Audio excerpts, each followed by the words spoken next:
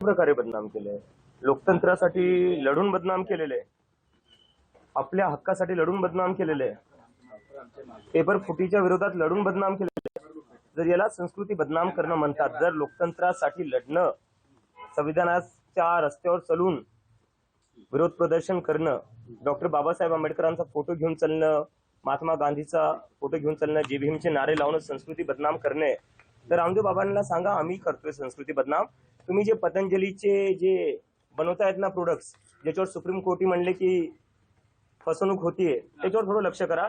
संस्कृती आणि लोकतंत्र आणि देश हा जेनझी मला वाटते बऱ्यापैकी सांभाळून घेऊ शकतो. तुम्ही जे पतंजलीचे पोल्ट्री प्रोडक्ट्स आहे त्याच्यावर थोडं लक्ष ठेवा, नाही तर पतंजली बंद पडून जायचं. दुसरा एक विषय आलेला आहे की सीजीपी आणि संयुक्त किसान मोर्चा पुढच्या काळात सरकारविरोधात आक्रमक होतील असं झालं. काल सीजेपी आणि तुमची टीम आणि संयुक्त किसान मोर्चाचे काही सदस्य एकमेकांशी राकेश टिकेत यांच्याशी भेट घेऊन या सगळ्या मुद्द्यावर चर्चा केली होती की प्रश्न कसे पुढे घेऊन जाईल. नाही, नक्कीच. कारण की बघायला गेलं तर एकंदरीत शेतकऱ्यांची मुलं ही शिकतातच आहे, शेतकऱ्यांच्या मुलांचंही शिक्षण चालू आहे, तेही परीक्षाच देतात. तर जेव्हा आमचे किसान नेता जे राकेश टिकेत असो किंवा इतर चढुनी जी असो, जेव्हाही भेटणं झालेले ते म्हणले की तुम्ही जे आहे आमच्याच मुलांसारखे आहेत,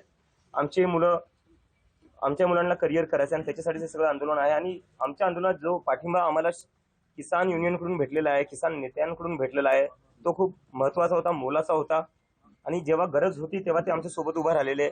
आणि इथून पुढे जेव्हा जेव्हा शेतकऱ्यांना असो, किसान नेत्यांना असो आमची गरज पडेल, आम्ही त्यांच्या सोबत उभाच राहू. तसा प्रयत्न पुढच्या काळात एकमेकांसोबत असणार आहे का? किंवा मी सांगतो ना, जिथं जिथं शेतकऱ्यांना आमची गरज पडेल तिथे तिथं आम्ही सोबत राहू. कारण की मी जर सांगायला गेलो, मी स्वतः हिंगोलीतून येतो, माझ्या घरचे अजून शेतीच करतात. कुठं ना कुठे या देशात प्रत्येकांच्या घरी शेती असते, प्रत्येकांचे घरचे शेतातूनच आलेले आहेत. आपण काय सगळे आयटी कंपन्यातून, आपल्या घरचे आयटी कंपन्यातून आलेले नाहीये किंवा सरकारी जॉब मधून आलेले नाहीये. आपण सगळ्यांची सुरुवात ही शेतकरी घरातूनच झालेली आहे. त्यामुळे शेतकऱ्यांना जिथे गरज पडेल तिथं आम्ही सोबत उभा राहू. राहुल गांधींनी काल प्रेस कॉन्फरन्स घेतली, ते असं म्हणाले की या सगळ्या विद्यार्थ्यांवर जे हल्ला करतायत, बुलेट चालवले, फायरिंग केली, त्या प्रकरणावर गृहमंत्री अमित शहा यांनी रिझाईन केलं पाहिजे आता, आणि ते केल्याशिवाय आम्ही स्वस्त बसणार नाही. मला तर वाटतं अगदी केलंच पाहिजे. कारण की दुसरा एक प्रश्न हा पण येते की कॉक्रोच जनता पार्टीला बाहेरून फंडिंग येते किंवा बाहेरून चालवण्यात येते. तर माझ्या मनात असा प्रश्न येतो, अमित शहा असताना हे सगळं शक्य कसं काय झालं? हे तर मग अमित शहाचं फेलियर आहे. जर आम्हाला बाहेरून फंडिंग येते किंवा कॉक्रोच जनता पार्टी बाहेरून चालतीये तर मग हे तर गृहमंत्र्यांचं फेलियर आहे. चाणक्य कसले मग तुम्ही असताना जर बाहेरून फंडिंग येते किंवा बाहेरून चालवण्यात येते, मग तर तुम्ही स्वतः फेल झाले आणि तुम्ही राजीनामा दिला पाहिजे. आणि 20 तारखेला ज्या प्रकारे विद्यार्थ्यांचं रक्त वाहण्यात आलं जंतर मंतरवर दिल्ली पोलीसच्या हातातून, ते अमित शहाच्या ऑर्डर शिवाय दुसरं कोणाचा ऑर्डर नसणार. नवे शिक्षण मंत्री जोशी हे सुद्धा बदनाम आहेत असं प्रियंका गांधी संसदेत म्हणाल्या. त्यानंतर बाहेर ते असं म्हणाले की मी ठाम आहे, ते सत्य आहे, ते सुद्धा दोषी आहेत. मी त्यांची क्लिप पाहिली जिथं जे बिल्किस बानोचे बलात्कारी होते त्यांच्या स्वागतासाठी काहीतरी बोलले ते. तर देशाचा शिक्षा मंत्री हा बलात्काऱ्यांचं स्वागत करतो, त्यांची तारीफ करतो, हे तर म्हणजे प्रधानला काढून अजून एक विचित्र माणूस बसून ठेवलेला आहे. काय मेसेज देताय तुम्ही देशाला की जो शिक्षा मंत्री आहे तो बलात्काऱ्यांचा सपोर्ट करणार, त्यांचं स्वागत करणार? पण हे लोक करणार पण काय? यांच्या पक्षात दुसरे कोणते लोक आहेत? सगळी गुंड भरलेली आहेत. कुलदीप सेनगर झाला, काय होता यांच्या सरकारमध्ये? काय ते जे राम रहीम आहेत ते पैरोलवर बाहेर येतात. तर गुंड आणि बलात्काऱ्यांचं समर्थन करणारी ही सरकार आहे. कंगना रावतांची चर्चा होते, ते जनरेशर गटार असं म्हणते जेनजीला, आणि त्यावर आता बरंच वाद होतो. कंगना राणावत बद्दल काय बोलू मला काही. एक असं चित्र दिसतंय सोशल मीडियावर की झेंझीला सपोर्टही केला जातोय आणि त्याच प्रमाणात त्याच सोशल मीडियावर झेंझीला आता ट्रोलही केलं जात आहे, संस्कारांची आठवण करून दोन्ही बाजू चालवल्या जातात. जेनझीला ट्रोल केलं जातं, मला याच्यावर कळत नाही जेनझी आहे कोण? जे मुलं आज 15 ते 25 ते 28च्या वयोगटातले, त्या मुलांना ट्रोल करून भेटणार काय? उद्या हेच मुलं जाऊन नागरिक बनणार आहे, उद्या हेच मुलं जाऊन वोटर्स बनणार आहेत, उद्या जाऊन हेच मुलं देश चालवणार आहेत ना. तर त्यांना असं तुम्ही वेगळं ट्रोल का करताय? ते काय कोणत्या पक्षातले किंवा कुठल्या विचारधारेचे का काय? सामान्य घरातले मुलं येते, त्यांना ट्रोल करून कोणाला काय भेटणार आहे? एक नाशिक पोलिसांनी आता एक एसओपी काढली आहे, म्हणजे जेनजीच्या आंदोलनाचा जो पोलिसांना त्रास झाला किंवा पोलिसांना त्रास झाला. त्यांनी एसओपी काढली अशी आहे की आता जेनजीची पिढी आहे ती मोबाईल सुरू ठेवते आणि तुमचं सगळं रेकॉर्ड करते, तर ते काय करायचे असे पोलिसांनी एसओपी काढली, याच्यावर काय मत आहे? मला वाटतं जर तुम्हाला रेकॉर्ड व्हायची भीती असेल ना, तर तुम्ही स्वतःलाच विचारा तुम्ही अशा गोष्टी का करताय ज्याची तुम्हाला रेकॉर्ड होईल अशा भीती वाटते. आम्ही आंदोलन केलं, कॅमेऱ्यांसमोर केलं, मीडियाचे कॅमेरे होते, पोलिसांचे कॅमेरे होते, माझ्या चेहऱ्यावर तर 24 तास दिल्ली पोलिसांचा कॅमेरा होता. आम्ही तो घाबरलो नाही कोणती गोष्ट रेकॉर्ड होण्यापासून. जर पोलिसांना काही रेकॉर्ड होईल याची भीती वाटते, याचा अर्थ पोलिसांच्या मनात काही ना काही वाईट करायचं आहे म्हणूनच भीती वाटते ना. नाही तर पोलिसांना काय भीती वाटली पाहिजे रेकॉर्ड करायची? एसओपी केली आहे त्यांनी. एसओपी करण्यापेक्षा आणि काय करू नये असं सांगताय. मला वाटते काय करावं ना, संविधान फॉलो करावा पोलिसांनी. देशातली जी पोलीस आहे ती एका पार्टीची पोलीस नाही, ती या देशाची पोलीस आहे, ती संविधानावर चालणारी पोलीस आहे, बीजेपीच्या व्हॉट्सअप फॉरवर्ड चालणारी पोलीस नाहीये. आणि जर तुम्हाला बीजेपीचेच ऑर्डर फॉलो करायचे असतील आणि देशाचं संविधान बाजूला ठेवायचं असेल तर खाकी पॅन्ट काढून खाकी चड्डी घाला, बीजेपीच्या हेडक्वार्टर समोर उभा राहा आणि म्हणा मे भी चौकीदार.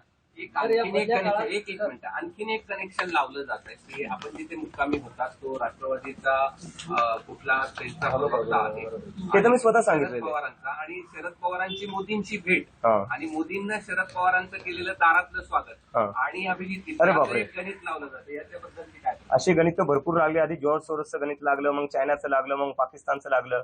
पण अनिश गावंडे हे तर मीडियालाही कळलं नसतं, हे मी स्वतः सांगितलेलं आहे. आणि अनिश माझा चांगला मित्र आहे आणि मित्र म्हणून मी त्याच्या घरी राहिलो. अनिश म्हणला तू कुठेही दिल्लीत असशील, आणि फक्त पहिल्यांदा नाही, मी याच्या आधी दिल्लीत गेलो होतो, अनिशच्या इथं मी भेट द्यायला जायचो, राहायचो. तर एक मित्र म्हणून मी त्याच्या इथं राहिलेलो आहे. बाकी याच्या पुढे काही नाही. म्हणजे पवार साहेब आणि मोदी हे दोघं खूप मोठे लोक आहेत. अनिशचंही भेटणं होत नसेल आणि माझंही तर भेटणं नाही. पवार साहेबांना तुम्ही तेव्हा पहिल्यांदा भेटलो जेव्हा ते जंतर मंतरवर आले, आणि तेही याकरता आले होते, त्यांना विचारायचं होतं जी मारहाण झाली होती मुलांना, त्याच्याबद्दल ते चर्चा करण्यासाठी आले होते. एक विषय आहे की तिथे जे ट्रक अरे हा नाही, थांबा हा महत्वाचा. दगडाचे जे ट्रक होते ते पुन्हा 3 टप्प्यावर एका पत्रकाराने समोर आणलेले आहेत. की मग पहिल्या दिवशी सांगितलं की आम्ही ते कुठेतरी ऍक्सिडेंट झाला होता म्हणून ते खाली करून टाकलं, दुसऱ्या दिवशी तो तिथे दिसला, आंदोलनस्थळी दिसला, दुसऱ्या दिवशी असं काहीतरी बरंच सिक्वेन्स हे मी स्वतः- तुम्हाला कळाले वाटतं? हे आता म्हणजे आता नाही कळालंय, हे तुम्हाला उशिरा कळालंय. हे तुम्हाला उशिरा कळालंय. 19च्या रात्री आणि 20 तारखेला सकाळी 5:30 वाजता ते ट्रक मी स्वतः पाहिले होते. दगडांनी भरून आणलेले ट्रक दिल्ली पोलिसांनी लावले होते, आणि फक्त ट्रकच नव्हते, एक ऑलरेडी डॅमेज झालेली व्हॅन तिथं उभा केली होती जंतर मंतर जवळ. आणि जेव्हा मी पोलिसांना विचारलं, मी तो व्हिडिओ काढून मी स्वतः ट्विट केला होता, तुम्ही 20 तारखेचं माझं ट्विट बघा. सकाळी 6 वाजता मी ट्विट केलं होतं की दगडांनी भरलेला ट्रक हा सेंट्रल दिल्ली सारख्या सेन्सिटिव्ह ठिकाणी आला कस काय, आणि त्याच्या बाजूलाच एक तुटलेली व्हॅन कस काय उभा झाली. तेव्हा तर आमचा मार्चही सुरू झालेला नव्हता. तर पोलिसांनी हे आधीच प्लॅनिंग केलं होतं की एक दगडांनी भरून ट्रक आणून ठेवायचा, एक आधीच फुटलेली व्हॅन उभा करायची, म्हणजे दुसऱ्या दिवशी सांगता येईल विद्यार्थ्यांनी दगडफेक केली.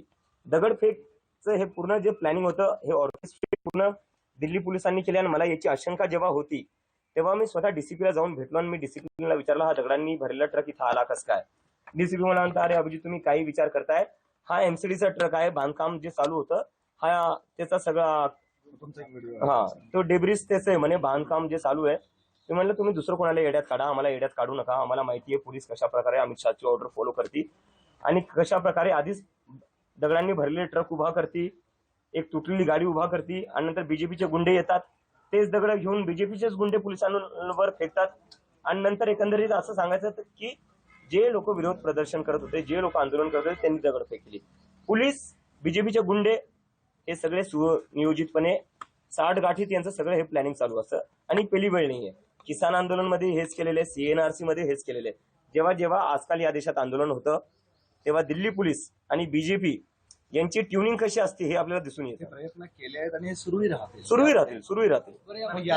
आंदोलनाच्या संदर्भात झालं. अभिजित विषय असा आहे की जर समजा सगळ्या विरोधकांनी एकवटून आंदोलन केलं पुढच्या काळामध्ये या विषयावर, तर तुम्ही कॉक्रोच मोर्चा किंवा कॉक्रोच म्हणून तुम्ही हेल्प करणार त्यांच्यामध्ये सहभागी व्हाल.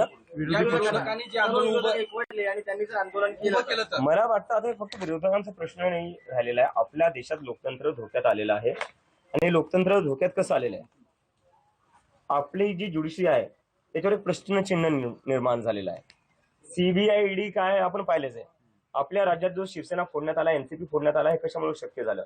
सीबीआय आणि ईडीच्या दमावर हे सगळं केलेलं आहे. ते इन्व्हेस्टिगेटिव्ह एजन्सी झालं, ज्युडिशरी झालं, आणि मीडियाबद्दल तर कायच बोलणार मी. तुम्ही लोक आहेत, मराठी मीडियाचा मी सन्मान करतो, पण मीडिया काय डेमोक्रेसीचे 4 पिलर असतात म्हणतात ना, त्याच्यात ज्युडिशरी एक असतो, मीडिया असतो, या दोन्ही ज्युडिशरीवर तर खूप मोठा प्रश्नचिन्ह निर्माण आहे आणि मीडियावर प्रश्नचिन्ह नाही आहे.